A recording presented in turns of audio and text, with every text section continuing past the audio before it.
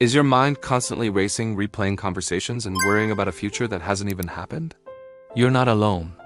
This mental chatter, this endless loop of overthinking, feels like a hamster wheel you just can't get off. It steals your peace, drains your energy, and paralyzes you from taking action. What if I told you that in the next 10 minutes, you could learn 3 simple yet powerful techniques to reclaim your mind, quiet the noise, and finally break free from the prison of overthinking? Stick with me because your mental freedom starts right now. Welcome everyone. It's great to have you here. Overthinking is something most of us struggle with, but it doesn't have to control our lives. It's not a personality trait. It's a mental habit. And like any habit, it can be broken and replaced with a healthier one. We often believe that by thinking more, we can solve our problems or prevent bad things from happening. But what really happens? We get stuck in analysis paralysis, creating scenarios that are 100 times worse in our heads than they would ever be in reality. This constant mental stress impacts our sleep, our relationships, and our overall happiness. The good news is, you have the power to change this. Today, we're not just going to talk about overthinking. We're going to arm you with practical strategies you can start using immediately.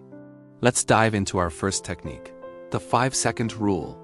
This concept, popularized by Mel Robbins, is brilliantly simple but incredibly effective.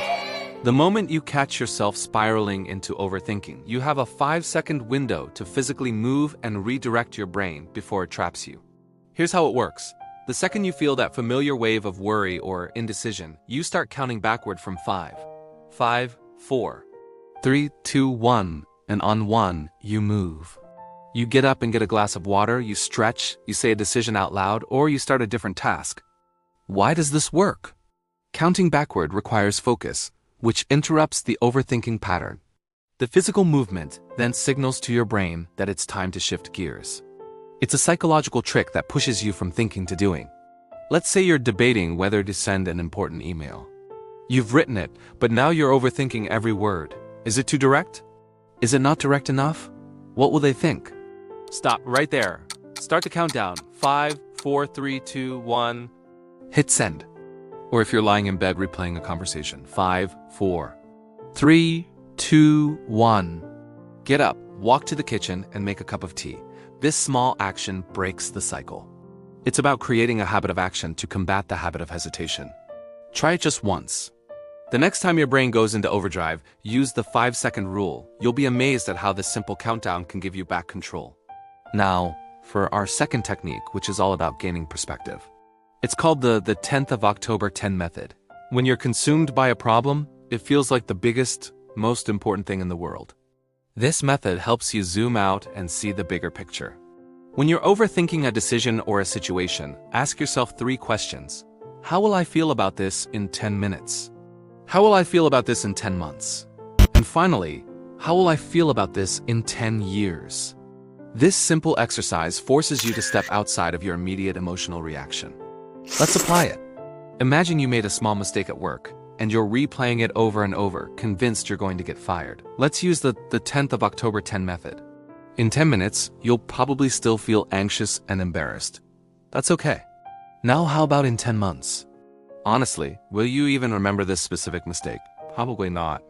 It will have been buried under hundreds of other daily tasks and experiences. And in 10 years? It's almost certain this moment will be completely insignificant. You'll likely laugh about how much you worried over something so small.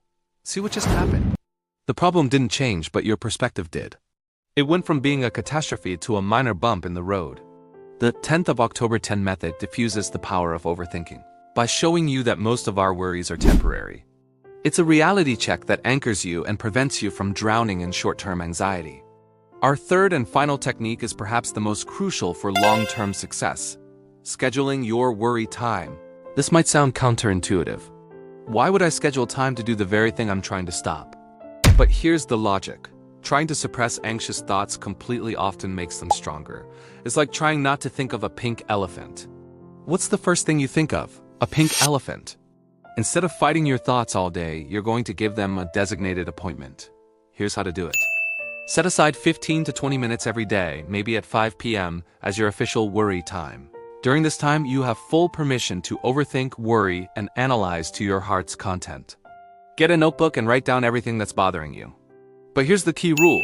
Outside of that scheduled time, you must postpone your worries. When an anxious thought pops into your head at 10 a.m., you tell yourself, nope, not now. I'll think about this at 5 p.m., and you write it down on a list to deal with later. What you'll discover is fascinating. First, you'll feel more in control because you're deciding when to worry, not the other way around. Second, when your worry time actually arrives, many of the things you wrote down earlier will seem less urgent or even ridiculous. The emotional charge will have dissipated. You might even find you don't need the full 20 minutes. This technique teaches your brain to contain anxiety rather than letting it run rampant throughout your day. It's like training a puppy. You're not trying to stop it from ever needing to go outside. You're just teaching it to go in a specific place at a specific time. Your mind can be trained in the same way. So let's quickly recap our 3 powerful strategies to stop overthinking. First, we have the 5-second rule. Count down 5, 4, 3, 2, 1, and physically move to interrupt the thought loop and spur yourself into action. Second, the 10th of October 10 method. Ask yourself how you'll feel about the issue in 10 minutes, 10 months, and 10 years to gain perspective and shrink the problem down to its actual size. And third, scheduling worry time. Dedicate a specific, short period each day to worry, so you can postpone anxious thoughts and prevent them from taking over your entire day.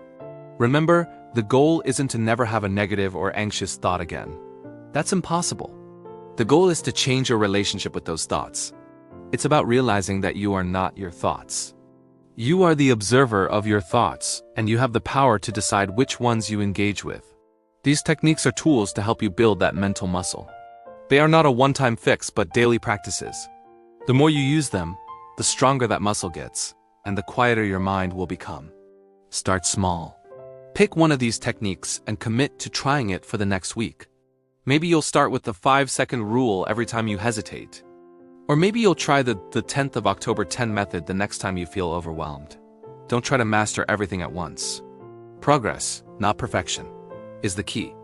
Overcoming overthinking is a journey, and every small step you take is a victory. You are reclaiming your energy, your focus, and your peace of mind.